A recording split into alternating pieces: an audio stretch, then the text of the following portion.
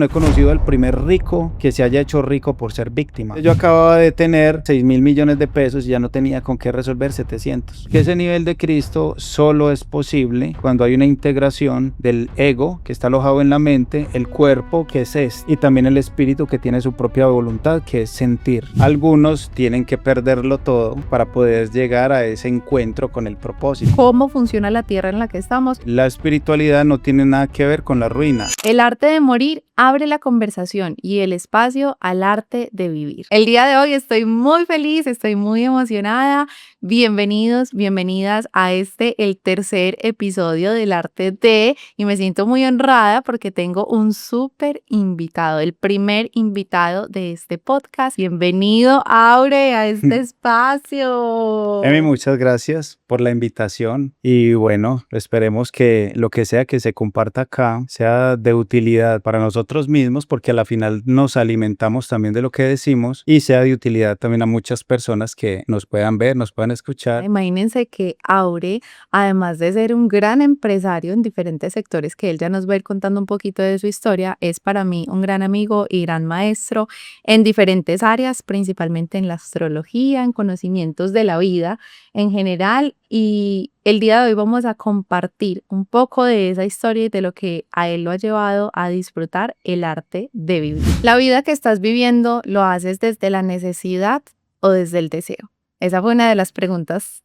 sobre las que estuvimos charlando ayer cuando estábamos construyendo este podcast, y me encantaría comenzar la conversación preguntándote cómo ha sido tu vida y en qué momentos la has vivido desde la necesidad o desde el deseo. Cuando hablamos de necesidad, es inevitable tocar lo que es el ego. El ego en realidad lo que está buscando es de alguna manera proteger, ¿cierto?, este recipiente, porque cuando este recipiente muere, pues el ego muere con él. Al ser así, uno de los principales alimentos del ego es el miedo, y uno de los subproductos del miedo es la necesidad, ¿cierto? Entonces, si no como, me voy a morir. Si no respiro, me voy a morir. Si estoy en el mar y estoy muy profundo y me quedo sin aire, voy a morir. Entonces ahí es donde el ego se activa. Hey, pilas, pues me vas a quitar el cuerpo, que es lo único que tengo para vivir, entonces haga algo, ¿cierto? Entonces la necesidad activa el sentido de supervivencia. Yo la mayoría de mi vida, de mi existencia,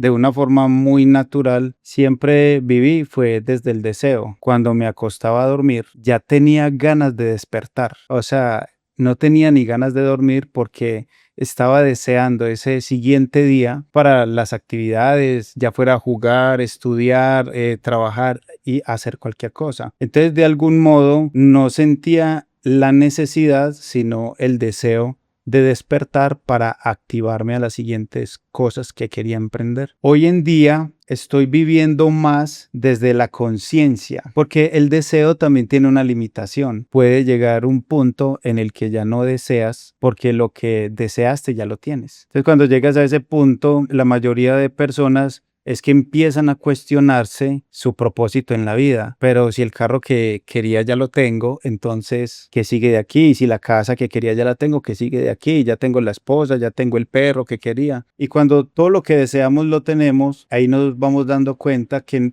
nuestro alcance o nuestra visión estuvo muy limitada y no nos permitió valorar después de que logre todo eso que sigue. Entonces ahí es donde empezamos ya a recapitular, a prestarle atención un poco a lo espiritual, a prestarle más atención al servicio a los demás, si es que de alguna manera nos está tocando eso. Algunos tienen que perderlo todo para poder llegar a ese encuentro con el propósito. Y de mi parte siempre la invitación es: no espere a ese momento, porque la espiritualidad no tiene nada que ver con la ruina, la espiritualidad no tiene nada que ver con la pobreza. De hecho, una expresión de la espiritualidad es también la armonía con la riqueza. Pero venimos con creencias que nos dicen: el rico no entra al reino de los cielos, es más fácil que entre camello por el ojo de una aguja que un rico al reino de los cielos. Entonces ya de entrada hay un programa: no desee ser rico, porque si se vuelve rico, ya no tienes entrada al reino de los cielos. Pero entonces, ¿cómo vamos a dar testimonio de las bondades y los bienes de Dios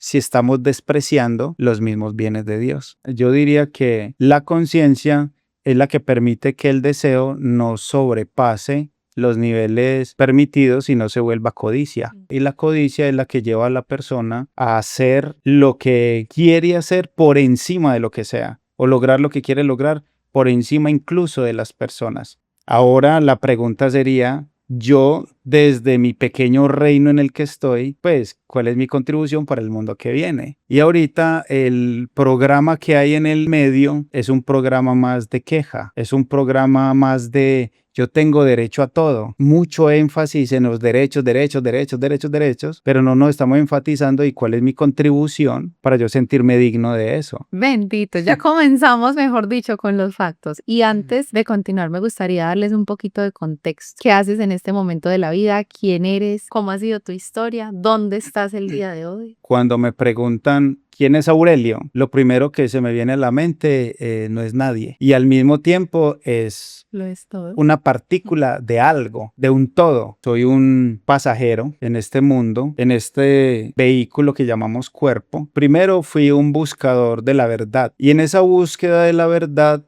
entendí que Aurelio no venía ni a decir la verdad ni a buscar la verdad, sino que la verdad fuera mi forma natural de ser. Entonces, también soy una persona en el ejercicio de la verdad, buscando que mi conducta, mis palabras, mis pensamientos, mis acciones obedezcan a la verdad que hay en mí. En ese parámetro, Aurelio se vuelve también una persona que no juzga, sino una persona que revisa. Pero a pesar de todo eso, sigue siendo una persona vulnerable a todos los elementos y a todas las circunstancias de la vida. Entonces, ya no soy tanto una persona que analiza, sino una persona que siente. Soy un experimentador que me he involucrado en una serie de situaciones buscando desafiar las creencias con las que crecí, creencias desde lo religioso católico, creencias desde lo religioso cristiano evangélico, que es por parte de mi madre. Luego, a partir de ahí,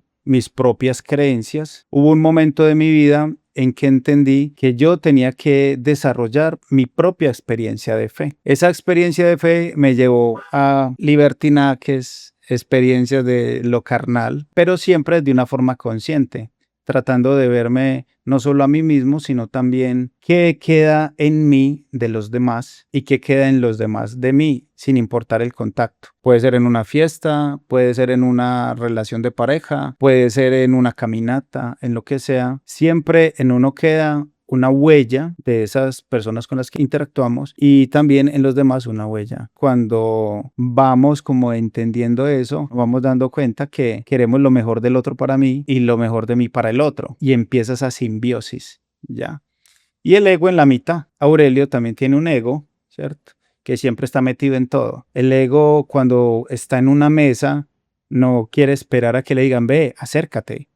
No, él quiere hacerse o en el lugar principal o al lado del que tenga más fuerza. En ese entendimiento, todas las experiencias y todas las enseñanzas han dejado su huella y su parte, hasta el punto de que hoy día yo digo todo lo que existe es útil para crecer. Todo lo que existe es útil para acercarse a Dios. Todo lo que hay es Dios buscando hasta la más mínima forma de transmitirnos su mensaje. En esa experimentación, entonces busqué involucrarme en la parte laboral, desde lo que es trabajar gratis para aprender, desde lo que es hacer trabajos para otros y darse a conocer. Luego liderar equipos de trabajo, teniendo el control de todo entre comillas. Luego también dejando que otros asuman el control y descuidarlo todo, porque de alguna forma para poder vivir en armonía también hay que ser un poquito irresponsable. Y hay un llamado muy fuerte a la responsabilidad. Sea responsable, sea responsable. Pero en realidad, cuando te vuelves irresponsable y le quitas la seriedad a la vida, ahí es cuando empiezas a vivir y a sentir y también a respetar. Pero realmente todo eso está diseñado para que lo superemos. La vida es una carrera de obstáculos y una carrera de obstáculos tiene que tener obstáculos y el que debe estar en condiciones para brincar el obstáculo soy yo. Pero entonces, ¿cómo lo hago? Pues entrénese. Entonces yo me he entrenado también en el enojo, en el odio, en el resentimiento, en el rencor, en el amor, en la pasión, en el deleite, en el placer, para después sentarme en cualquier espacio y no sentirme avergonzado de nada. Entonces es poder sentarnos y decirnos, bueno, ¿y qué pasaría si el día de mañana 10.000, 20.000 personas me dicen, eres un maldito, por ejemplo? Entonces me voy a sentir maldito por eso. En algún momento, de una forma u otra, vamos a estar expuestos al criterio de las personas. Entonces esa es, digamos, un poquito de la filosofía de vida que he venido construyendo. Y hay un aporte ahí que a mí me parece muy interesante, y es que absolutamente todo lo que tú hablas, cuentas, comentas y la filosofía de vida que vienes creando es a partir de la experiencia de muchos ámbitos, porque tengo entendido que desde tu historia personal en la niñez hubo escasez, después llegó un punto de servir a la iglesia cristiana como misionero, y ya después en la adultez te enfrentas, digamos que a unos monstruos gigantes llamados empresas que tú mismo creas, alimentas. ¿Y cómo ha sido como ese proceso de enfrentarte a esas 3 grandes etapas de tu vida? Yo creo que el empresario se empieza a formar desde la niñez. Desde que se es niño ya se empieza a trabajar las fortalezas, y ahí es donde cumple un rol importantísimo la madre y el padre. Entonces, digamos, mi mamá fue una mujer estricta, fuertemente, muy religiosa también. Y claro, y su deseo más fuerte era que su hijo no se contaminara. Pero le toca a un hijo que vivía metido hasta en lo que no le importa, ¿cierto? Entonces fue un reto para ella. Pero al mismo tiempo tengo un padre que era de avanzada edad, entonces en algún punto de la vida no tenía esa capacidad de proveer. Entonces ahí se despierta un niño antes de tiempo a generar unas responsabilidades de proveer en la familia, ¿A qué edad? ¿cierto? Ya tenía 8 años. Ya tenía 8 años, Sí. imagínese, es súper grande. Sí, y fue muy especial porque la primera vez que yo salí a buscar comida, porque no había comida en la casa, yo vivía en un barrio de Medellín que se llama La Iguaná, muy pobre. Mi mamá se llama María Eugenia, entonces una hermana de la iglesia le dice, María Eugenia, ¿por qué no manda al niño suyo a la plaza los miércoles, que los miércoles dan la limosna? La limosna era que cada negocio daba un poquitico de arroz, de frijoles y lo que sea, y como dicen por ahí, de grano en grano se llena el buche. Y recuerdo que, yo con tal de salir de la casa, entonces me fui con un costal. Esa fue mi primera experiencia, y donde yo aprendí que las personas no necesitan que le regalen comida, que para obtener comida lo único que uno tiene que hacer es levantarse de la cama. Y era por la mañana, iba con una hermana de la iglesia, y recuerdo que la hermana iba muy alegre, muy contenta en el camino, y había una fila muy, muy larga, y contaba chistes y cuentos y una cantidad de cosas, y no, pues eso para mí era un parche. Cuando ya nos empezamos a acercar al punto donde había que pedir la limosna, veo que esta mujer que venía toda alegre hizo un cambio en su postura tan impresionante, o sea, que pasó de la alegría, pero una postura de mendigo y de lástima, Vergüenza. que cuando yo vi eso, yo me impresioné. Y yo dije, no, yo eso no soy capaz de hacerlo. No, ni por el berraco. Entonces yo cogí mi costalito y me separé de la fila, viré la plaza grande. Entonces yo dije, no, voy a recoger del piso lo que haya. Entonces cogía las papas, las frutas. Algunos negocios decían, no, déjame la papa ahí.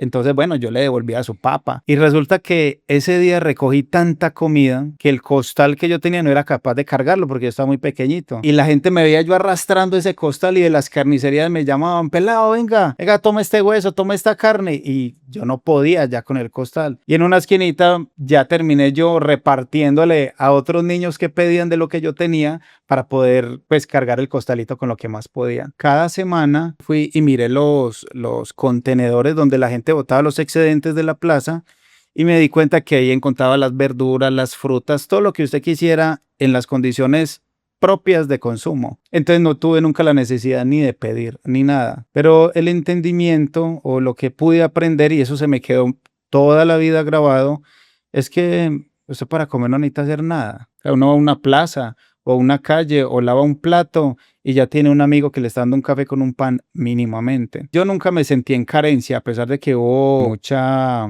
austeridad o pobreza, entre comillas, porque no habían recursos, no había un empleo, nadie es empleado en la casa porque mi papá estaba enfermo. Entonces esos fueron mis inicios. Después reconocí a un pelado del estudio porque lo vi en un carrito. ¿El estudio era el colegio? El colegio. Entonces lo vi en un carrito de esos de mercado, y yo le pregunté, ¿cómo se hace para trabajar en el carrito? Entonces él me dice, no es sino que vaya y allá a usted le alquilan el carrito. Y fui al lugar donde alquilaban el carrito. Y justo había un carrito con 3 ruedas.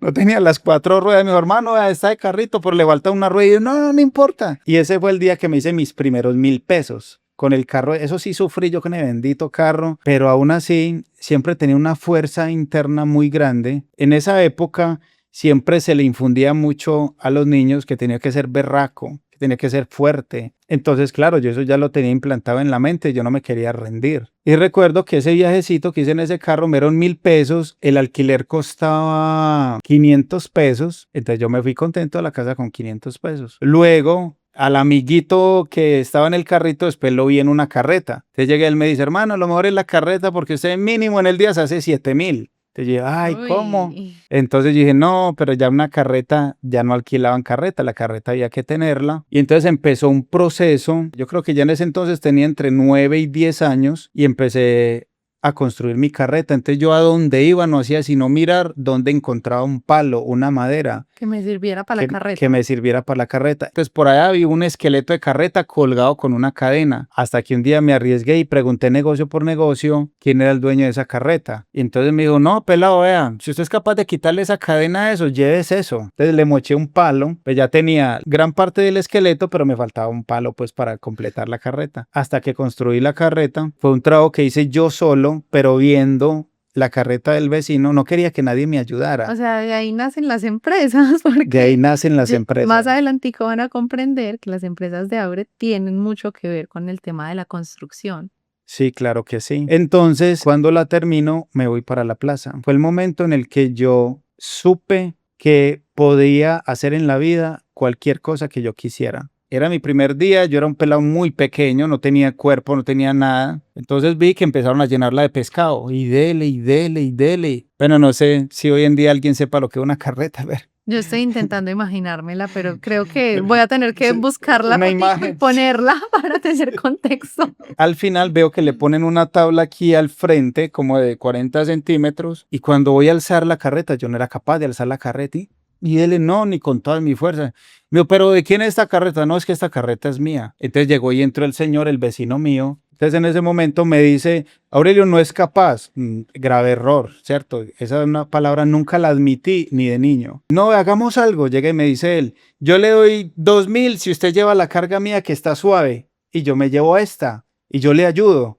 Y le no, es que yo soy capaz. Entonces le dije a unos señores que habían ahí, yo les dije, si me ayudan a subirlo a los brazos, yo no lo suelto. Entonces yo en mi mente le decía, Dios mío, dame las fuerzas de Sansón. Y me dijo, bueno, hágale, hermano. Entonces entre 2 personas que estaba realmente pesado, lo levantan, me lo ponen en los brazos. Cuando me lo ponen en los brazos, siento yo el rigor, lo que es el peso de verdad, y empecé a caminar suave. Tenía que irme desde la Plaza Minorista de Medellín y lo tenía que llevar hasta la estación Cisneros. En ese tiempo se llamaba La Alhambra, ese sector de La Alhambra, Guayaquil. Habían unas subiditas, entonces cada vez que habían subidas, habían personas que me ayudaban a empujar. Yo nunca solté eso de las manos, pero cuando me empujaban, el peso era mayor, porque tenía que sentir también el peso de quienes empujan. Cuando lo llego yo y lo llevo al lugar y le ayudé a descargar y me dijo, usted va a llegar muy lejos en esta vida. Yo no creí que usted iba a llegar aquí.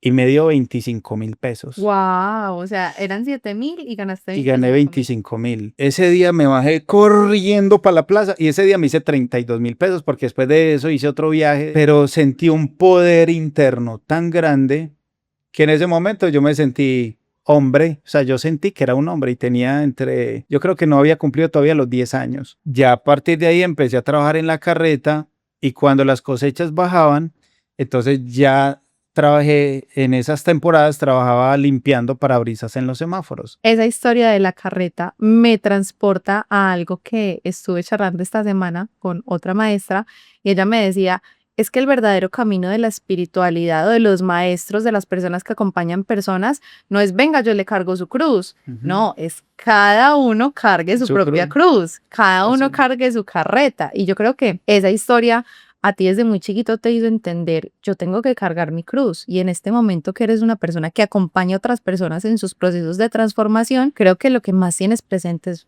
cargue usted su vaina, yo estoy acompañando, tal vez eres de esos que están atrás haciendo un poquito de fuerza. Claro, es que es a través del manejo de las propias cargas que uno puede compartirle a otras personas que sí están en capacidad de hacerlo. Porque hay personas que son especialistas en victimizarse a sí mismo. Y en realidad, pues, como yo traje, entre comillas, experiencias muy duras, porque yo nunca sufrí. Cuando cuento la historia, las personas dicen, uy, hermano, la verdad, uy, a usted sí le tocó muy duro en la vida, pero la verdad es que cuando yo estaba en los momentos, yo estaba fascinado con lo que me estaba sucediendo porque yo quería estar ahí. Eso me hacía sentir valiente y de algún modo también me distraía de la realidad de la casa, que era más bien un poco fuerte porque había una zozobra constante de castigo, de represión, de si podía ir a trabajar, pero no había permisos para jugar. Pero todo eso formaba parte del proceso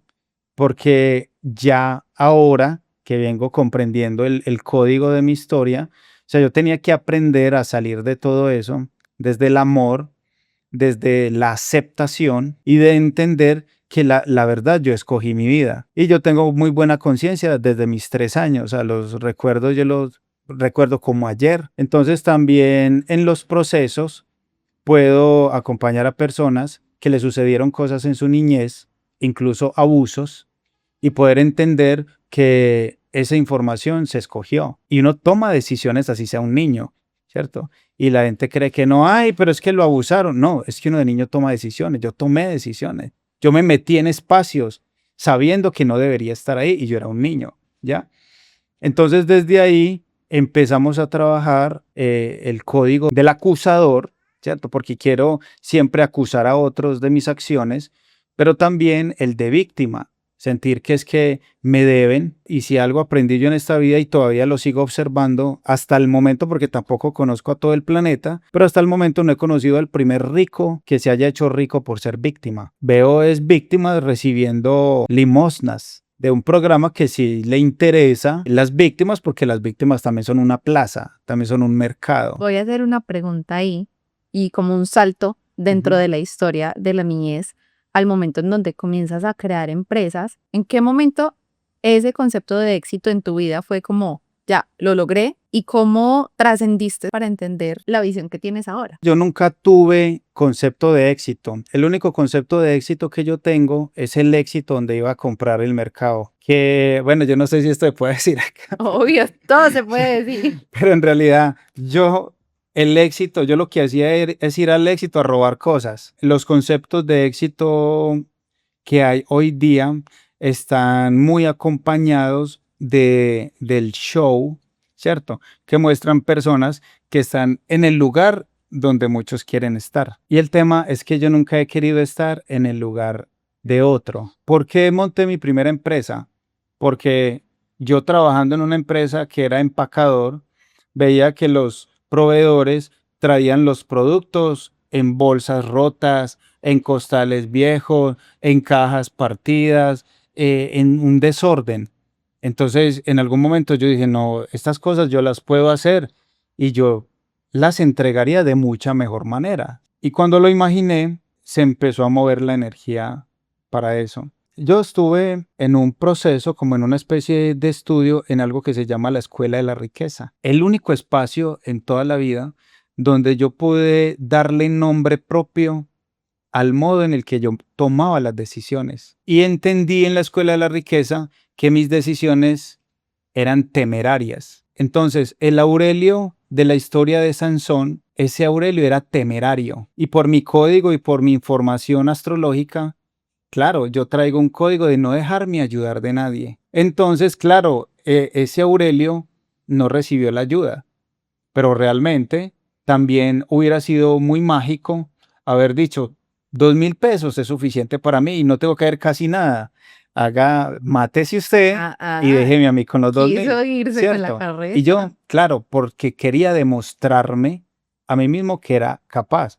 Obviamente, ahí hubo también un toque de ego. Entonces me tocaron el ego. No, usted no es capaz. Cuando a ti te dicen no eres capaz, no te están tocando ni el espíritu, ni te están tocando tu cuerpo. Entonces imagínate el nivel de ego de un niño de 9 años. Ese nivel de ego era tan grande que dijo, no, yo soy capaz. El ego siempre me va a llevar del bulto yo solo, a llevar las cargas yo solo.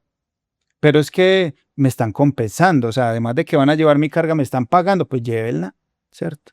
Así funciona la vida también. Entonces, estando allí me di cuenta que en la construcción de mis empresas yo hice lo mismo. Cuando yo empecé la empresa yo no tenía ni un peso y compré una finca sin tener dinero. ¿Y cómo la iba a pagar? No sé. Y después lleve usted la presión que eso significa pagar una responsabilidad más grande de lo que tú puedes. Entonces, desde esa niñez también se forjó el carácter de una persona temeraria, porque una persona que tiene conciencia busca la estrategia, no se mata solo, sino que toma decisiones estratégicamente. Y creo que esos son los espacios que debemos de buscar, espacios donde le podamos poner nombre propio al modo en el que tomamos decisiones, al modo en el que nos conectamos con las parejas, al modo en el que nosotros también transmitimos la información a los hijos, al modo en el que yo también resuelvo situaciones. Bueno, me aíslo o me integro o me escondo o me distraigo. Todo ya empieza a ponerse en su lugar. Entonces, aterrizando un poquitico más, el concepto de éxito es llegar al punto que tú te propusiste llegar. Listo, yo quiero construir una casa.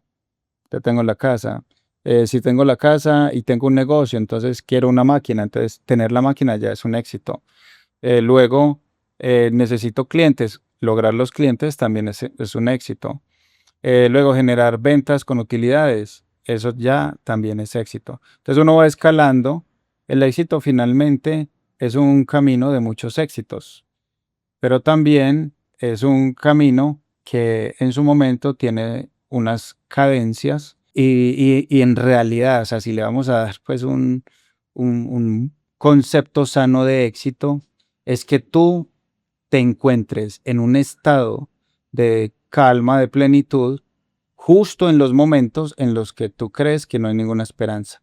O sea, ese es el verdadero éxito. El éxito no es estar aquí montado en la cima del mundo. El éxito realmente tú lo mides como estoy yo cuando creo que no hay oportunidad. Por ejemplo, hubo un momento en el que yo consideraba que para solucionar todos los problemas de la empresa, yo tengo una empresa metalmecánica, es mi actividad principal, y yo todo lo resolvía a punta de préstamos. Entonces, si el banco no me prestaba, entonces iba a los préstamos de la calle, que en Colombia sabemos muy bien cuáles son esos préstamos de la calle. En Colombia y en ¿Cierto? Latinoamérica, jue madre. Cierto, que son préstamos muy costosos y muy peligrosos. Y llegué a tener una deuda enorme, no solo con los bancos, sino también con los préstamos de la calle, a tal punto de incluso también estar amenazada hasta la vida. Entonces hubo un punto de crisis total donde se debían unos cuantos miles de millones. La pareja que yo tenía en su momento me decía, ¿usted cómo puede dormir tan tranquilo sabiendo todo lo que está pasando? Entonces yo le decía, pues que yo, ¿qué más puedo hacer? ¿Cierto? Pues al menos si va a ser mi última noche, voy a dormir bien. Sí, ¿no? En esa calma, claro que yo también he tenido como un problema mental de alguna manera, porque a mí ninguna cifra me parece mucho dinero, o sea, ninguna. Entonces no me asombran las altas sumas de dinero, ni siquiera cuando no las tenía. Pero también yo estaba funcionando en algo y también estaba confiando no en mi negocio, sino en lo que yo podía hacer con él. Hasta que hubo un punto en que me sentí tan acorralado que no tenía oportunidad de nada. Entonces ahí fue donde ya se me prendió el bombillo.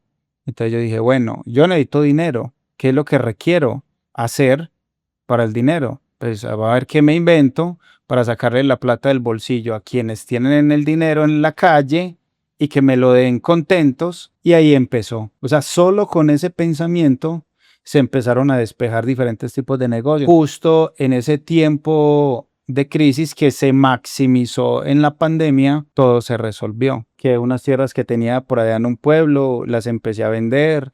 Entonces, de las ventas de esa tierra, armé un nuevo negocio que es el alquiler de maquinaria amarilla. Conversando con todos los acreedores, también se empezaron a negociar los valores y a subsanar. Ya después de pandemia, por otra experiencia personal que tuve, ahí fue donde tuve como esa introducción con la astrología y esa información venía con sorpresa, por decirlo así. Con regalo. Sí, con regalo, pero para poderte recibir ese regalo, pues tenía que dar el salto. Y por eso siempre viene la invitación. Si vas a consultarle a Dios qué hacer, pues primero pregúntate tú si estás en la disponibilidad de hacer lo que se te pida, porque es muy posible que en esa respuesta te digan que tienes que cortar. Y ya después de que tú sepas lo que tienes que cortar, no hay marcha atrás. No hay O lo excusa. haces o no lo haces. Y si no lo haces, pues ya vas a tener tu resultado, y si lo haces, también vas a experimentar el resultado. En esa decisión tenía mucho que ver el renunciar a todo lo que yo tenía, ¿cierto? Pareja, negocios, dinero, toda una construcción. Y por eso yo siempre digo, es muy fácil tomar una decisión que valga 20,000 pesos, eso se ríe uno. O una decisión de 5 millones de pesos, eso se ríe hasta el que no tiene casa. Vaya, tome una decisión donde te digas que la posibilidad de perderlo todo es del 99%. Y hablando de miles ¿Cierto? de millones. Y hablando de unos cuantos miles de millones. Y ahí es donde ya viene la otra parte del carácter que trasciende lo material. Entonces, a pesar de muchos consejos que siempre los hay en la plaza, no ponga usted las cosas a nombre de por allí, por allá, esconda cosas, porque te Mienta. vas a quedar sin nada.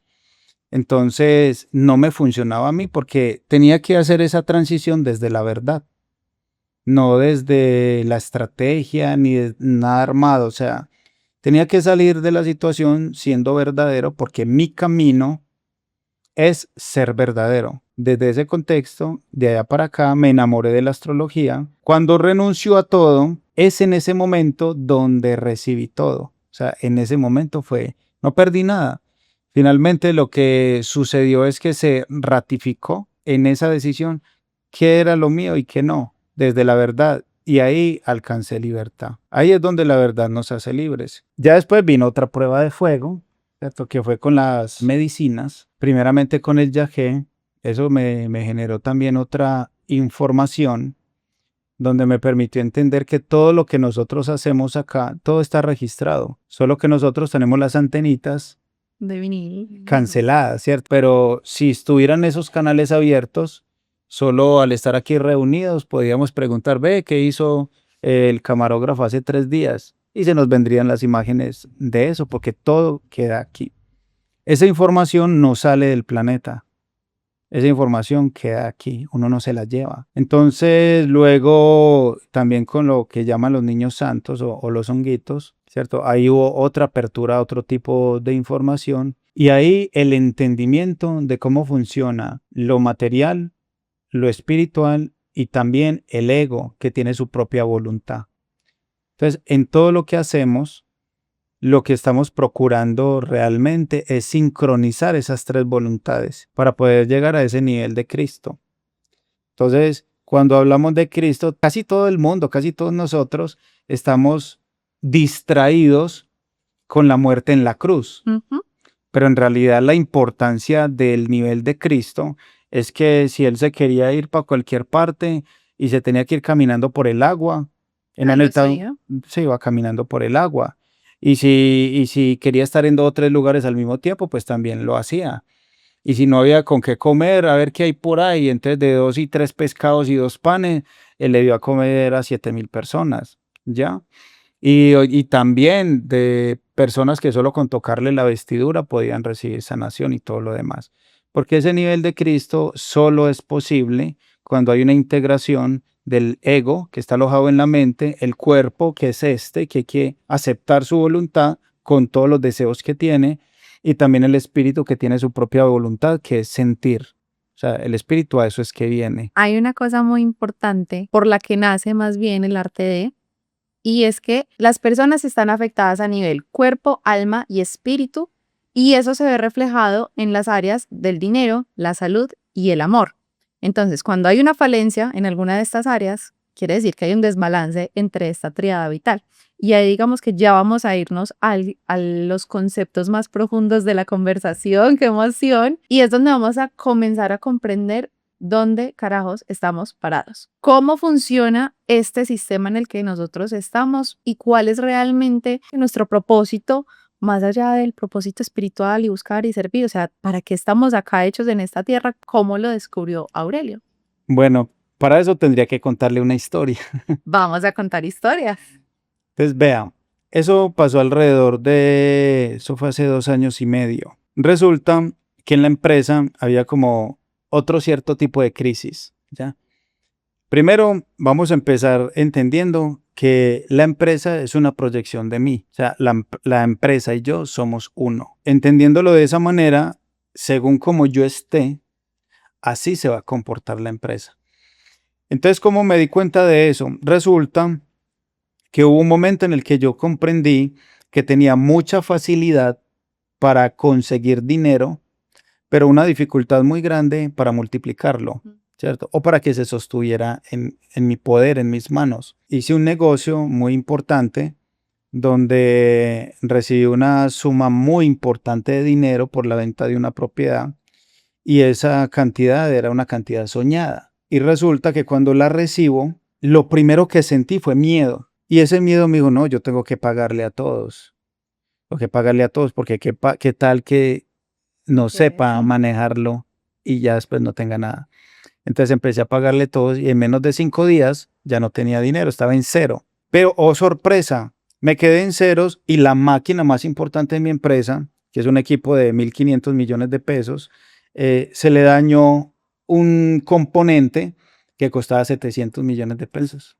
¿Cierto? Entonces yo acababa de tener alrededor de 6.000 millones de pesos y ya no tenía con qué resolver 700. Y hace 6 días sí lo tenía. Entonces, ¿qué pasó? Que en ese momento yo, no, a mí me tiene que estar pasando algo. ¿Cómo es posible que yo sin dinero construí y tengo todo lo que tengo y cuando ya lo tengo, no tengo la capacidad de hacer cosas 10 veces mayor? O sea, si yo soy mago con nada, pues cuando tengo las manos llenas, debo de multiplicar mi capacidad, mi nivel. Entonces en ese momento dije, no, a mí me tiene que estar pasando algo. Entonces en ese entonces conocí a un amigo. Ese amigo me invitó a un proceso, algo que se llama el simposio, porque hay que honrar a los que han participado en los procesos de la vida de uno. Y se llama el Simposio Internacional. Y hice unos ejercicios aquí en Colombia. Y dije, me voy para México, porque ellos tienen su sede en México. Y allá estuve alrededor de 30 días en un proceso. Resulta que antes de salir, me dice Bedoya, pues que es la persona del administrador de confianza, me dice, don Aurelio, los clientes no pagan, no hay órdenes de compra nuevos, los proveedores están llamando, los bancos también, y salió que le estamos debiendo a la DIAN ya con intereses y todo como 400 millones de pesos. No, y yo me iba para México a gastarme como 30 millones de pesos. Y nos hacen falta 30 millones para la nómina. Y faltaban como 3 días, sí. Entonces yo le dije, Bedoya, ¿sabes qué? Hagamos algo. Yo mañana le resuelvo eso. Yo al otro día tenía el viaje a México. Yo mañana le resuelvo eso. Mañana le resuelvo. Es que cuando lo llamé de México, yo le dije, Bedoya, mano, tengo que entregar el teléfono. Aquí no puedo entrar. No puedo contestar llamadas ni ver mensajes. Me voy a aislar alrededor de unos 20, 30 días. Lo que esté firme cuando vuelva va a estar y lo que esté flojo, pues cuando yo vuelva no va a estar, ¿cierto? Y guardé mi teléfono y me metí al proceso. Oh, sorpresa, cuando voy a retirar el dinero para pagar el curso, el cajero se me traga la tarjeta. Entonces me quedé en México haciendo un proceso sin dinero, que es lo que a todos nosotros nos hace sentir seguros y fuertes, y me quedé yo sin dinero. Entonces yo dije, ay, ¿ahora qué van a pensar? Que me los voy a llevar de tramadera. Pero dije, bueno, que sea lo que tenga que ser. Finalmente en el proceso me dijeron, no, fresco, cuando tenga la forma nos paga. E hice el proceso. En ese proceso entendí que la dificultad que yo tenía era con mi padre, con mi papá. Mi papá lo amaba, lo adoraba, lo adoro, lo honro completamente porque fue un gran guerrero de la vida. Y, y si alguien en algún momento ha valorado que yo tengo una pizca de sabiduría de algo, viene de ahí, viene de ese padre, ¿cierto? Que a pesar de su enfermedad y sus dolores, también generó unos aportes muy importantes para mí. Entonces, entendí que cuando murió mi papá, yo sentí mucho enojo, pero ese enojo, mi inconsciente lo bloqueó, porque ese enojo vino acompañado de otros pensamientos nada buenos, ¿cierto? En ese momento, nada buenos, y ¡ñic! Entonces, eso se quedó ahí escondido. El padre es el multiplicador. Yo creía que mi problema era con mi mamá, porque como mi mamá fue la de los castigos fuertes, poca comunicación, muy severa, y otro tipo de enseñanzas también, el problema del ingreso del dinero no era tanto porque nunca faltó nada. Y eso se debió también al tipo de honra que yo le di a mi mamá, que eso es otro tema. Es que esto es una cantidad de pequeñas cosas que se van volviendo el caldo de cultivo para la prosperidad, Para ¿cierto? mí es como una cadenita de ADNs donde ambos linajes van chun, chun, Todos formándonos. se va entrelazando, pero tú eres el cemento, o sea, yo soy el que debo de conectar esas energías, porque finalmente yo soy el que estoy viviendo la experiencia de la vida. Entonces, cuando estaba en el proceso, descubro eso. Fue un proceso en el que se desintoxicó mi cuerpo, porque en ese lapso de 30 días se hicieron ayunos, limpiezas del intestino, de respiración pulmonar, una cantidad de cosas y también mucha enseñanza. Cuando yo llego allá me preguntan, bueno, ¿y usted a qué viene? Y yo les decía, yo la verdad no sé. O sea, yo sé que hay algo en mí que no está en orden, pero no sé qué, no tengo ni idea. Y las personas de las que yo estaba rodeado, no, o sea, unas tragedias, pues unos sobrevivientes de bombas, otros violaciones, trata de blancos, yo no, no, yo soy un bacán en medio de toda esta cantidad de personas. Entonces, cuando me preguntan, yo la verdad, la verdad, yo no sé, no tengo identificado qué hago aquí, pero sé que hay algo que tengo que resolver acá. Y así fue, y justo, e incluso hacía muchos ejercicios hasta con pereza, pero yo me decía a mí mismo, bueno, si estoy acá es para hacer lo que hay que hacer acá. Y ahí es donde uno empieza a doblegar el ego. Listo, te quieres ir o te crees muy importante o te crees mucha cosa, pero entonces, ¿qué estás haciendo acá? Pues si ya estás acá, haz lo que te mandan, ¿ya? Y empecé a hacer el proceso y listo, lo termino, todo se resolvió, el dinero se resolvió. Cuando vuelvo a Colombia, que ya aterricé, prendí el teléfono y dije, no, ya me van a decir que la empresa se quebró, que no pagaron, que la DIA me está buscando para encarcelarme. Todo eso lo pensé cuando llegué. Y bueno, fui, recogí el carro en el aeropuerto, llegué a la empresa. Cuando llego a la empresa, full trabajo, los proveedores pagando, perdón, los clientes pagaron, los proveedores al día. Y esa deuda tan grande que tenía con la DIAN ya venía por la mitad en 30 días. Entonces, en ese momento yo entendí que lo que a mi empresa la beneficia es todo el trabajo personal que yo haga, mantener mi cuerpo saludable, mantener mi mente también buscando generar alguna utilidad con lo que ya he aprendido con las personas y también el espíritu ferviente, porque para mí el fervor del espíritu, en mi caso pues yo lo mantengo, es en el compartir con las personas. Cuando las personas vienen con sus necesidades, que creen que tienen necesidades y después se dan cuenta que lo que tienen es una cantidad de valores sin explotar, ¿cierto? Que no hacen nada con ellos, o sea, que tienen todo el recurso, pero no se habían dado cuenta. Y yo me volví especialista en eso, en ver todo ese recurso y ese talento y esas habilidades que las personas tienen también desde la información astrológica. Si no le gusta la astrología, entonces desde lo que tenga, porque si es religioso, pues tengo todos los conocimientos religiosos necesarios para poder también o sea, conducir a la persona desde las creencias que él tiene, para no tener que Pelear. ponerlo a destruir una edificación que ya tiene, que también le puede ser de gran utilidad.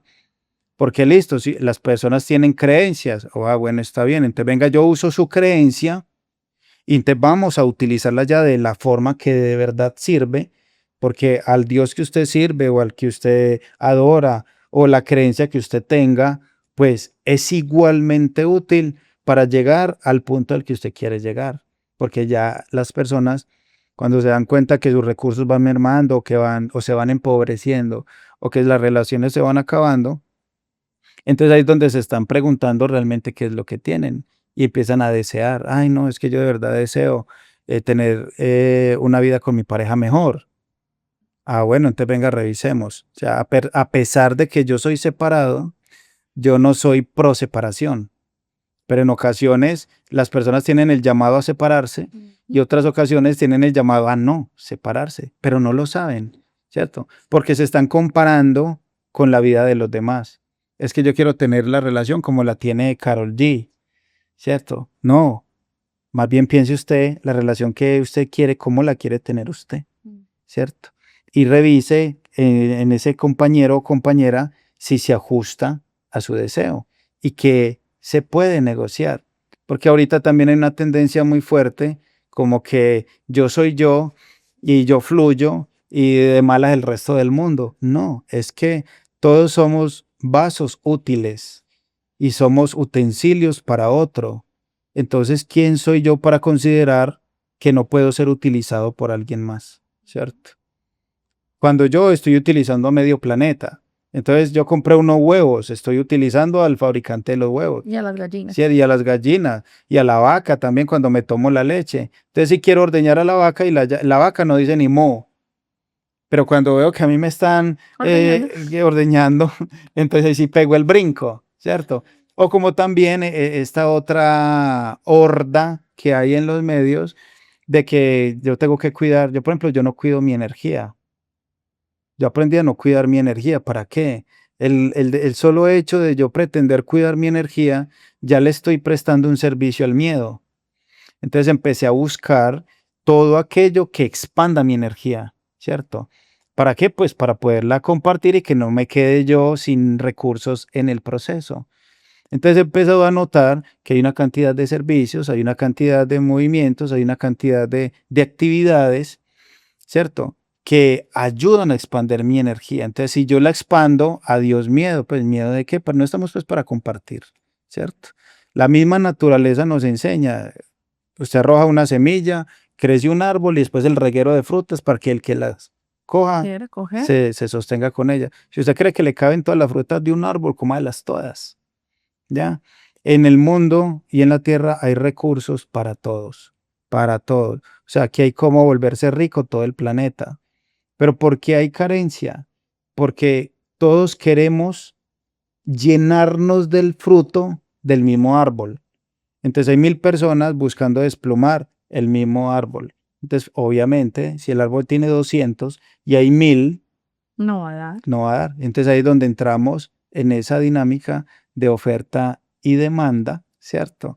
Y cuando en realidad tiene todo un planeta entero para que lo explore, pues recorra 1 kilómetro más, o váyase a otro pueblo más, o expándase un poco más. Pero las limitaciones a las que nos vamos también amarrando, porque los compromisos que vamos teniendo cada día se van volviendo también nuestra cadena. Y cuando ya que queremos zarpar, ahí es donde nos llega el temor nuevamente, ¿cierto? O sea, siempre la invitación va a ser es analice y observe cuál es el máximo punto en el que usted quiere estar para vivir y si no lo logra, ¿con qué es lo mínimo que usted puede vivir? Y ponga su cuerpo a prueba. Entonces, cuando tú vas a ayunar, por ejemplo, vas a encontrar personas que dicen, ayunar es lo máximo. Y otros te van a decir, cuidado con ayunar, porque ayunar no es bueno, ¿cierto? Entonces yo ni el uno ni el otro. Cuando yo ayuno, yo le quiero dar un mensaje a mi cuerpo, ¿cierto? Y le quiero decir, ve hermano, usted con medio día sin comer no muere. Entonces vamos a ensayar un día. Usted un día sin comer no muere. 3 días sin comer, 7 días sin comer y no se muere. Y 4 días sin comer y sin tomar agua, usted no se muere. Ah, listo. Entonces, si en el futuro algo pasa, entonces yo ya sé que por lo menos tengo 10 días en los que puedo sostener una esperanza de algo. ¿cierto? O 20 días. Cada uno se va poniendo a prueba según su capacidad. Entonces ya cuando veo el ayuno, yo ya lo veo desde un punto de partida diferente. Entonces adquiero una experiencia distinta. Pero luego me di cuenta que mi cuerpo se siente más liviano, que mi mente más receptiva, también más tranquilo, una cantidad de cosas. Pero no sesgar, porque queremos sesgar las ceremonias, sesgar el comer, sesgar el ayunar. No, es que para eso estamos en este mundo, para disfrutar de todos los estímulos, ¿cierto? Ya se sabe que todo en exceso eh, es pecado, pues listo, pero cada uno debe de tener la capacidad de medir también cuál es su límite. Sino que yo también quiero decirle al otro, o me veo tentado a decirle al otro, qué es lo bueno para él. Entonces por eso yo no me meto en los procesos de nadie si no me invitan. Pero si alguien llega y me dice, ve Aurelio, es que tengo esta situación, ¿qué debería de hacer? Entonces también en muchas corrientes digan, no, usted no le puede decir al otro qué hacer porque ese es su proceso. Entonces yo con eso no estoy de acuerdo. Entonces si yo soy un cirujano, entonces ¿de qué me sirve? Imagínese yo siendo cirujano y que me digan, hermano, ese que vino fracturado, déjelo en su proceso. Espere por allá que vaya y a los 20 días, si no él ha podrido ese pie, pues ya miramos a ver ¿Cómo me lo cómo le cortan? ayudamos, porque es que el proceso de él es mirar cómo repara su pierna rota. No. O sea, si a mí me dieron un don o una habilidad o un conocimiento, pues es para ponerlo al servicio, ¿cierto? Entonces, si alguien me pregunta a mí qué hago, pues yo lo que le pregunto es, ¿usted está seguro de que quiere que le diga qué hacer? Porque es muy posible que todo lo que yo le diga que usted tiene que hacer no le guste. Pero tampoco yo le voy a decir a usted lo que tiene que hacer si no tiene la disponibilidad de hacerlo, porque también me cuesta energía, ¿cierto? Porque cuando entramos en esos espacios ya hay un vínculo energético, ya hay una especie de negociación energética ahí. Porque si la persona prospera, hay bendición también para mí. Pero si la persona no hace nada, mi energía se pierde, Se ¿cierto? desperdicia. Sí, entonces, ahí sí viene el punto, ¿cómo hago para que mi energía no se pierda en un proceso de acompañamiento? Entonces, por eso todos los coach, todos los gurús, todos los maestros, astrólogos, psicólogos, instructores, cobran, porque también hay una tendencia a que lo bueno es gratis. ¿Y quién dijo eso? O sea, si a usted le cobran por matar a una persona, entonces ¿cómo vas a ir a entregar vida gratis? No, cuando la persona viene y paga sus consultas, ellos lo que están haciendo es que le están diciendo al consultante, yo soy responsable de la información, Me hago ¿cierto? responsable. Claro, y cuando llega ese ingreso, entonces ya ese ingreso nutre mi energía y yo quedo libre, ¿cierto? Entonces ahí no hay un cuidado energético, sino una compensación. ¿Ya?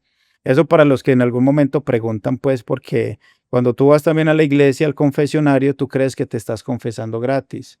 Y no, tú estás haciendo parte de un grupo donde en algún momento ofrendas o das la limosna o lo que sea, porque tú no vas a encontrar nunca en ningún espacio que tú vas a recibir beneficios sin ninguna contribución, ¿cierto? Todos contribuimos para bien o para mal, directa o indirectamente, ¿cierto? Y ahí hay algo más grande todavía, y es que ese es el funcionamiento mismo de la tierra. Entonces, entremos al concepto de Dios y de la tierra para entender cómo funciona la compensación. A ver, Suéltela, abre.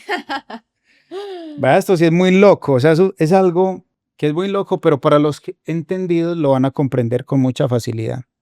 Y hay un punto y es, las creencias muchas veces se vuelven nuestro propio tope, ¿sí? Si nosotros queremos abrirnos a lo que llamamos nuevos niveles o avances, tenemos también que abrirnos a nuevas posibilidades. Y que sea una posibilidad del conocimiento no significa que sea ya mi creencia, ni significa que lo que ustedes van a escuchar a continuación tenga que ser así en su vida. Vayan, escuchen, prueben, integren, busquen su propia verdad a través de lo que vamos a compartir y si les hace sentido, súper bien. No necesitas juzgar la información. sino que si algo te sirve, lo tomas y lo que te sobre, pues lo desechas. ¿Qué sucede? Que hay una creencia de que Dios creó la tierra, pero en realidad Dios sí es el creador de la creación, mas no de la tierra, ¿cierto? La tierra es un milagro de la creación, porque de hecho cuando Dios, en sus recorridos por toda su creación, cuando Dios vio a la tierra, ahí no dice que Dios la creó, dice, cuando Dios vio a la tierra, encontró que estaba desordenada y vacía. Pero ¿cómo así? O sea, si Él la creó, Él no sabía que estaba así, ¿cierto? Él vio que está desordenada y vacía. Pero entonces dice Dios, bueno, hágase la luz. Entonces en ese momento Dios se dio cuenta que su vibración resonaba con la tierra. O sea, la tierra obedecía a ese estímulo. Sepárense las aguas, entonces se separaron. Sepárense los cielos de la tierra. Entonces Dios dijo, uy, esto está bacano. Esta tierra resuena conmigo. Entonces entra Dios a pactar con la tierra porque la tierra tiene su voluntad propia. La tierra es un Dios. Y el Dios de la conciencia, que es donde se abarca todo el conocimiento habido y por haber, el conocimiento inalcanzable porque no tiene límites, Que es también la ¿cierto? máxima luz. Que es la máxima luz, es Dios. Entonces está Dios y está la tierra. Y la tierra tiene su propia voluntad. Entonces, ¿cuál es el pacto? Entonces, ¿qué dice la tierra? Yo le fabrico todos los cuerpos que usted quiera y usted los habita. ¿Qué es lo único que yo le voy a pedir? Dos cosas. Una, que cuando el cuerpo regrese a la tierra, me deje información porque yo quiero entenderla. Y también para estos primeros que vamos a crear, lo único que yo le pido es que ese arbolito que está allá, lo que llamamos el árbol de la vida, de la ciencia, del bien y del mal, ese arbolito no me lo toque. Solamente es lo único que tiene toda la tierra para usted, ¿cierto? Pero resulta que ese deseo trae trampa, porque, La tierra es ¿cierto? una voluntariosa. Sí, la tierra tiene una inteligencia y nadie más sabe el comportamiento del cuerpo que la tierra. Ya la tierra sabía que el cuerpo para dónde iba a pegar, Al árbol. para la única cosa que no le habían permitido tocar. No piensa en el elefante blanco. ¿En qué pensó? En el El elefante elefante blanco. blanco. Así es. Así Y para allá se fue. Entonces, claro, se fue, comió del árbol de la vida, la vida y de todo eso. Y después dijo, ay, fue mamá. Ya la tierra le hace el reclamo, hermano, lo único que te pedí y no me cumplís con eso. Porque también hay otra particularidad de Dios y esa conciencia del todo, es que es ingenuo, ¿cierto? Él no tiene esa concepción de bien y del mal, sino de algo, pero sí tiene una concepción de compromiso. Ve, yo me comprometí a respetar eso y no fui capaz. ¿Qué hacemos entonces? Entonces la tierra dice, listo, hagamos algo. Ya las condiciones, porque cuando la tierra crea ese cuerpo, lo crea en las condiciones de poder abrigar, ¿cierto? Esa conciencia de Dios, que lo que estaba buscando era sentir todos estos estímulos y también le dio eternidad. O sea, los primeros seres humanos no morían, pero eso no existía. Entonces ya cuando se falta a ese primer contrato, entonces dice, bueno, hagamos algo, usted me cae bien, tampoco lo voy a expulsar de acá, porque la tierra también puede decir, no entrego vida, y la tierra lo hace. Entonces dijo, bueno, ya estas condiciones ya no se las voy a conservar, más bien de aquí en adelante lo que podemos hacer es, aquí no hay dolor, allá afuerita ya se va a ganar el pan con el sudor de cada día, las mujeres ya van a dar a luz con dolor y ya va a haber otras cositas, pero fue eso que eso no es mucha cosa, Pero van a tener la ¿cierto? experiencia, Y que es van lo a seguir importante. teniendo la experiencia. Entonces, ¿qué estaba buscando la Tierra en ese momento? Estaba buscando la mayor cantidad de estímulo posible por parte de esa conciencia, porque ni la conciencia va a llegar a ser tierra nunca, ni la tierra va a llegar a ser conciencia nunca, ¿cierto? Entonces hay algo que la tierra no quiere volver a experimentar y es la soledad. Cuando alguien se siente solo, esa soledad no viene del alma, porque eso no es del alma, eso viene de la tierra. es una energía de la tierra, es un miedo que tiene la tierra. Y no viene del alma porque al final nuestra alma son partículas del todo y el todo nunca está solo. Y siempre está conectado, ¿cierto? Asimismo como estamos conectados con la tierra. Así digan que las paredes aíslan y todo eso, pues la luz es tierra. Esto se proyecta gracias a la tierra. Esto se proyecta gracias a la tierra.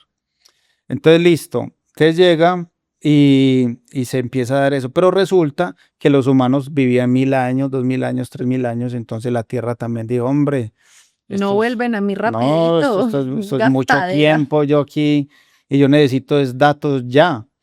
Entonces empieza a generar unas vibraciones y a poner y a estremecer al ego, ¿cierto?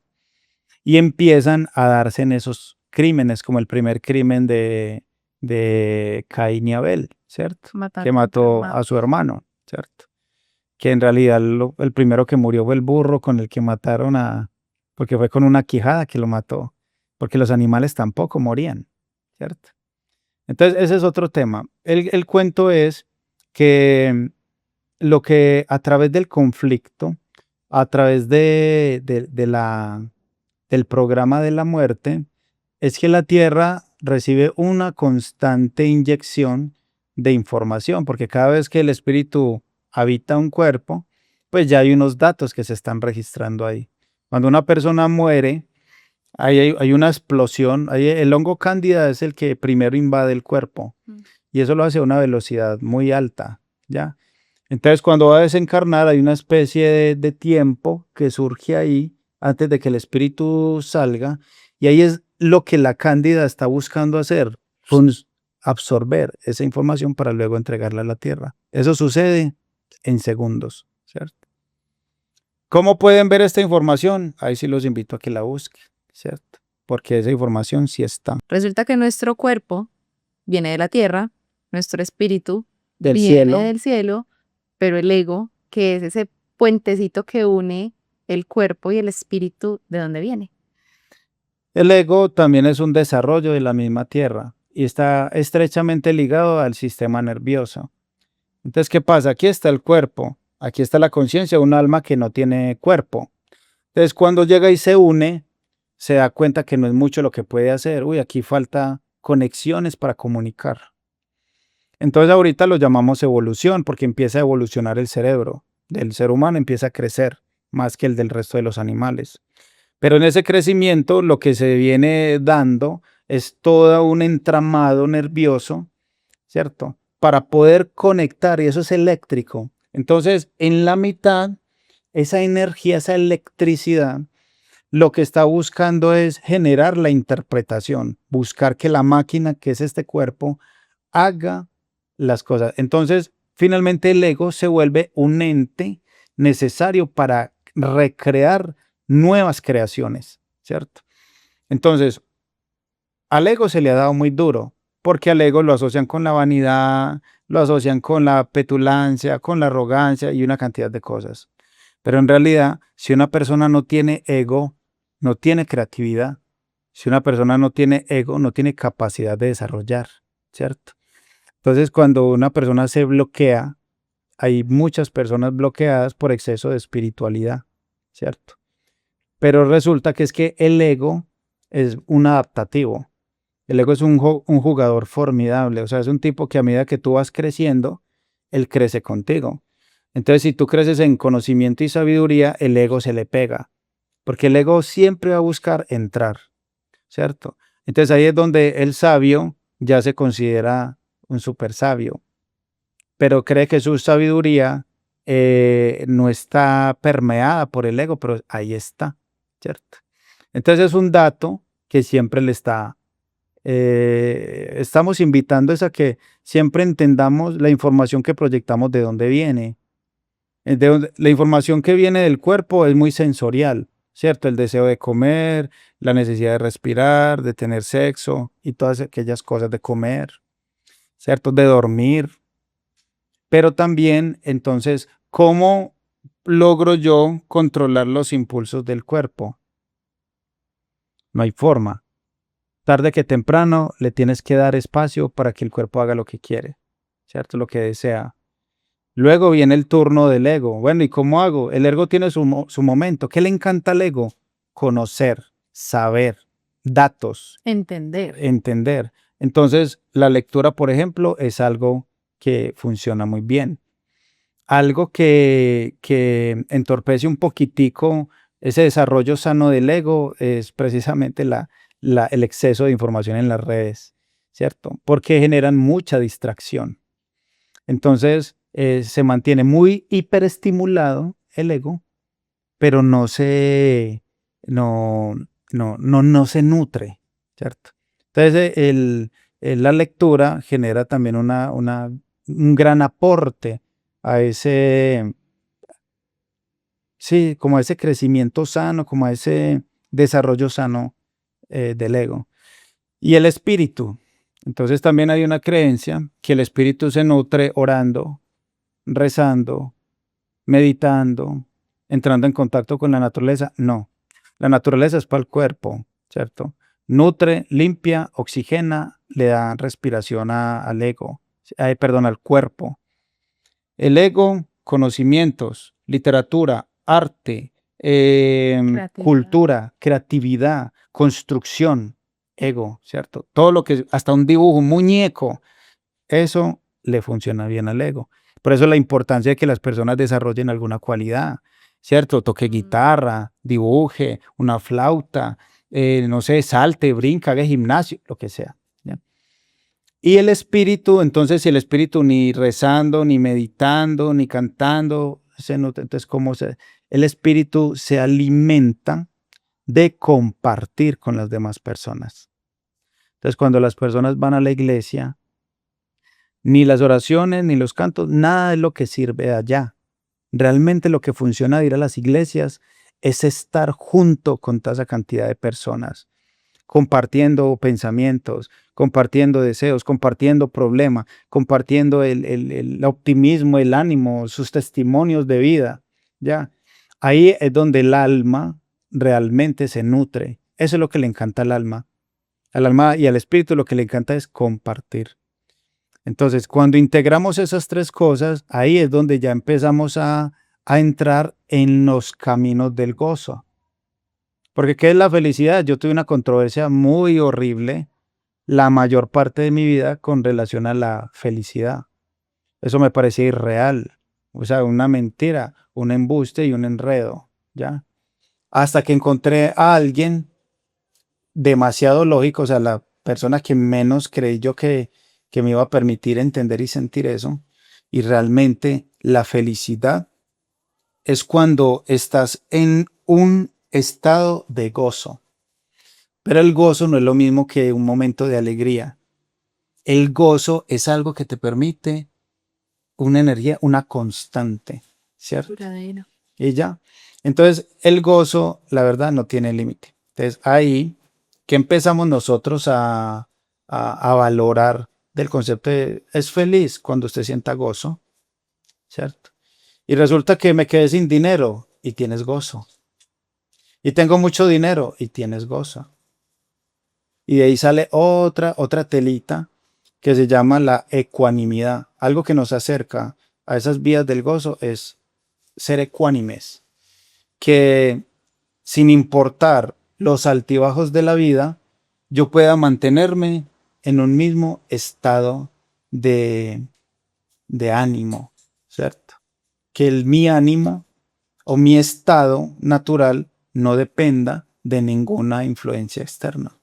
Entonces ahí es donde yo ya me vuelvo alguien que proyecta una energía que crea realidades nuevas y no la realidad volviéndome a mí una cosa diferente a lo que realmente soy. Y esa es la verdadera manifestación. O sea, la manifestación no es sentarse y visualizar 500 veces lo que usted quiere y poner el cuarzo. La manifestación finalmente creo que es el estado de coherencia del gozo, del disfrute, del lo que la Cábala llama como el sostenido mundo del 99%. Entonces, el tema de la manifestación realmente es muy sencillo. ¿Qué es lo que sucede? Como estamos tan hiperestimulados de información, entonces cuando queremos algo, lo primero que se nos viene a la mente son o personas o cosas o lugares que otros tienen. Para poder manifestar con mayor facilidad, se puede hacer con pequeñas cosas, pero hay que ser sinceros con uno mismo, ¿cierto? O sea, venga, entonces usted quiere ser como Jeff Bezos, pero pues en realidad eso es lo que usted quiere, ¿cierto? ¿O no será que usted está tan seducido por por ese show que estos ricos arman, que usted cree que es ahí donde debe de estar? Y en realidad lo que queremos es otras cosas. O sea, hay mucha mentira en el ambiente y cuando hay mentira, la energía se entorpece, ¿cierto? Y nosotros somos mentirosos primero con nosotros mismos, ¿cierto? Nos sentimos muy culpables por engañar a otros. Esa es otra distracción. La culpa es lo que nos distrae de nosotros mismos, ¿cierto? ¿Qué otra cosa nos distrae? O sea, todo lo que hay a nuestro alrededor, de hecho, está diseñado para distraernos de nosotros mismos. Y cuando empezamos a concentrarnos en nosotros, nos vamos dando cuenta que realmente las cosas que queremos, con las que podemos tener mucha alegría, contentamiento y plenitud, son muy diferentes a la de los demás. Entonces, cuando yo acepte realmente qué es lo que deseo, ahí lo voy a poder imaginar, voy a poner una imagen en mi mente. Y después de poner esa imagen de mi mente, voy a sentir algo en mi pecho que es una vibración de aquí, sí, se siente como si estuviera vibrando el pecho, una energía. Y luego lo verbaliza. Hay muchas corrientes que dicen, no, lo que tú desees no se lo cuentes a nadie, cuéntelo. Yo siempre cuento muchos testimonios y uno de ellos es que la energía que a mí más me ha beneficiado es la de los envidiosos. Y muy pocas personas se imaginan la cantidad de derroche de energía que emana un envidioso. Y resulta que yo me paro aquí a refutar al envidioso y a querer luchar contra el envidioso. No, yo soy una bobina. Deje que esa energía venga a mí. Yo la pongo a circular y la vuelvo riqueza, ¿cierto? Las bendiciones más grandes que he recibido, los negocios más grandes que he hecho, las personas más especiales con las que yo he conectado en esta vida han sido después de un envidioso. No, es que ese señor no sirve para nada. No, es que ese señor, no, es que ese... yo quiero conocer a ese señor si es verdad, ¿cierto? Entonces cuando llegan a mí, lo que encuentran es algo diferente. Entonces a la final, si es tan mala la energía del envidioso, no, si por mí fuera que hayan otros 20 o 30, ¿cierto? Porque soy yo el encargado de administrar la energía que hay a mi alrededor, sin juzgar. El otro ya sabrá cómo administrar lo de él, pero realmente nos está regalando energía. Entonces, cuando yo me concentro en lo que yo quiero, en lo que corresponde a mí, entonces ya todo me sirve. Entonces me sirve el envidioso, me sirve el sapo, me sirve el regalado, me sirve el malo. Todos terminan siendo útiles porque yo ya voy entendiendo cuál es mi utilidad también para los demás. Es que la persona que va teniendo claro su servicio en el mundo no va a chocar absolutamente con nada, porque el que sirve con amor no está esperando nada a cambio. Pero eso no significa que no vaya a recibir nada a cambio, porque los rendimientos del servicio, o sea, eso no tiene precio, o sea, eso viene económicamente, viene en amistades, viene en amor, viene en servicio. Usted encontrase gente que usted no ha hecho nada por ellos y prestándole a usted un servicio, haciéndolo sentir a usted como un rey. Y dice, uy, pero ¿y esto de dónde viene?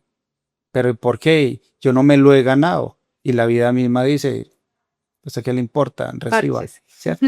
Recíbalo y gócelo. Porque también traemos la creencia de, pues, o sea, ya nos sentimos culpables por vivir bien. Nos sentimos culpables ya por tener buena comida, por poder decidir qué comer, ¿ya? Y también ya nos estamos volviendo, ya tenemos un nuevo enemigo que nos lo están vendiendo constantemente. O sea que ya la comida es el enemigo.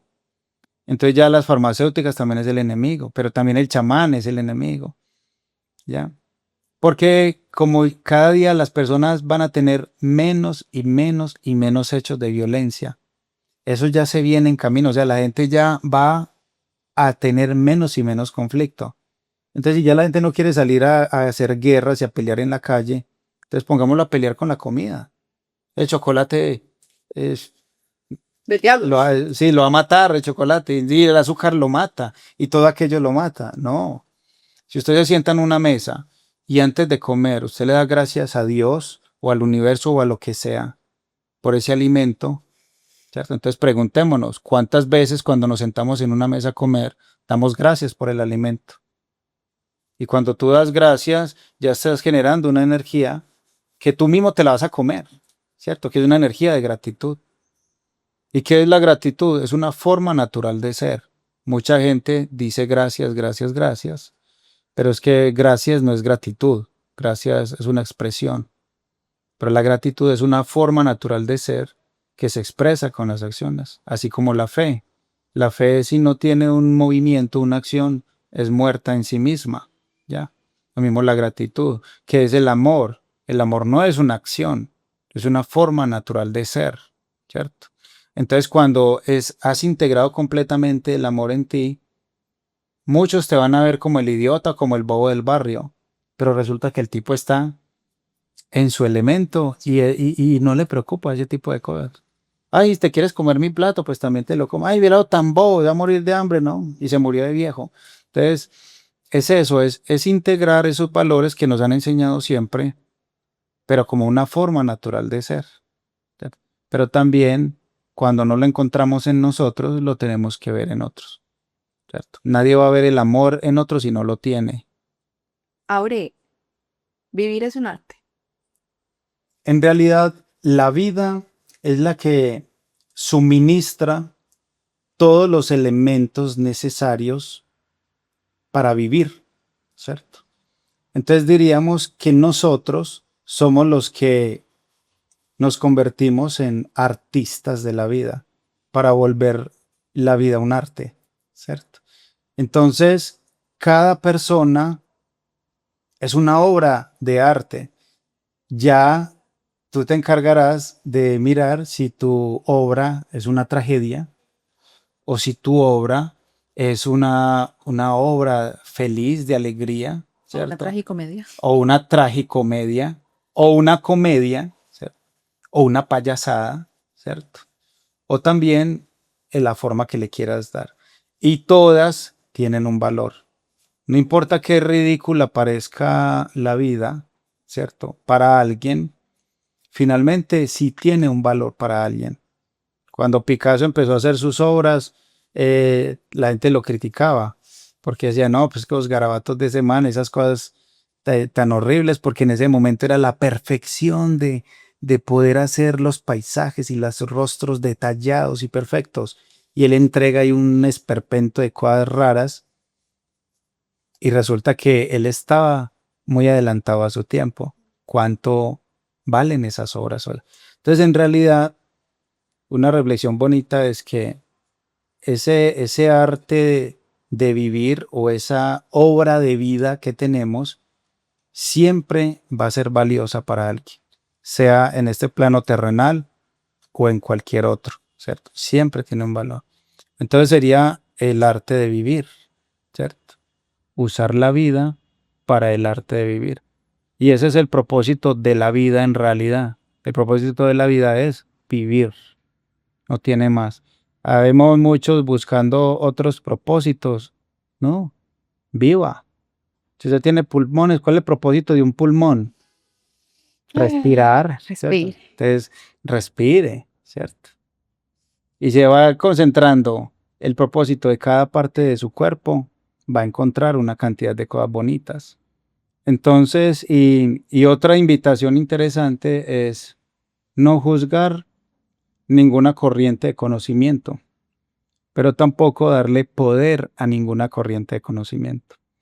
Porque también a veces queremos, no, es que yo quiero ver las pruebas científicas que avalen tal y tal y tal cosa. ¿En qué momento yo le estoy dando a la ciencia Tanto poder. el poder, ¿cierto?, de determinar qué cosas acepto y qué no, cuando toda la ciencia está dentro de mí, ¿cierto?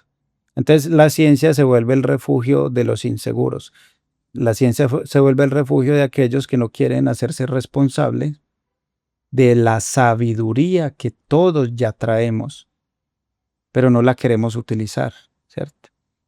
¿Por qué? Porque a veces también el camino del saber, pues, eh, nos pela, nos genera también unas heridas y unas controversias, pero son propias del mismo saber. Dios a nadie le va a poner una prueba que no esté capacitado a sobrellevar, ¿cierto?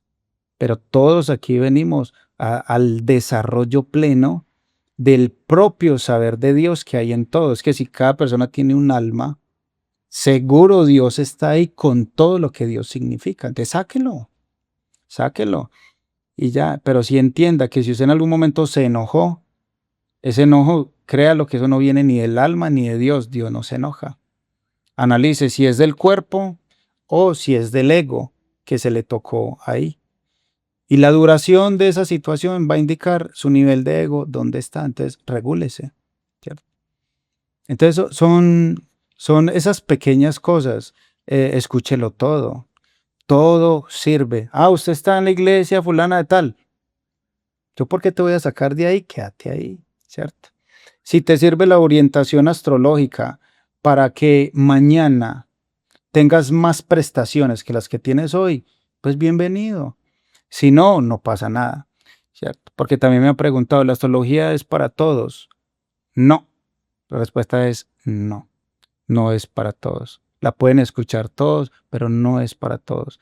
Realmente las personas, para orientarse basados en la información astrológica, tienen que tener un nivel de carácter y de fuerza fuerte, fuerte, fuerte, porque podría decirse que es una de las varias formas que hay en la que Dios te va a decir qué hacer muy directamente, ¿cierto?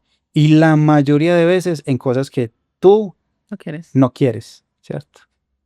Entonces, es una invitación, si es en la iglesia, si es la astrología, si es a través de las medicinas de poder, que también es algo que tiene mucha tendencia. Entonces, antes de hacerse también una ceremonia, pregúntese qué vas a hacer después de la ceremonia, ¿cierto? Porque ahí va a haber un antes y un después. Si vas a ir a una ceremonia para solucionar tus problemas, olvídese, antes va a salir de allá con más problemas, ¿cierto? Porque se van a activar y se van a aperturar unos canales que te van a hacer más receptivo, entonces vas a manejar más información. Entonces, si tú vas encartado y confundido, creyendo que a se te va a quitar, resulta que vas a salir a darle manejo a más información y todavía ibas sin darle manejo a la que tenías, ¿cierto? Entonces, va para sanar y resulta que va para sanar un cáncer, pero se da cuenta en su proceso que ese cáncer, el origen de ese cáncer son resentimientos, son odios, son cargas ancestrales, ¿cierto? Entonces, a la final, no se curó del cáncer, se curó desde toda esa cantidad de ramificaciones que te llevaron a ese punto. Entonces, la invitación siempre va a ser a discernir, recibir, no le dé poder a nada, recibir, y lo que no te sirva, pues también entiende que lo puedes desechar. Y cuando hablamos de que lo podemos hacer a un lado, hablamos de todo.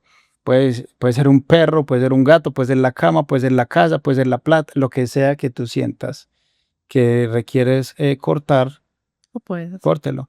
Que es bueno o malo, no piense tanto en eso, haga el ensayo. Lo que yo digo a todo el mundo, ensaye.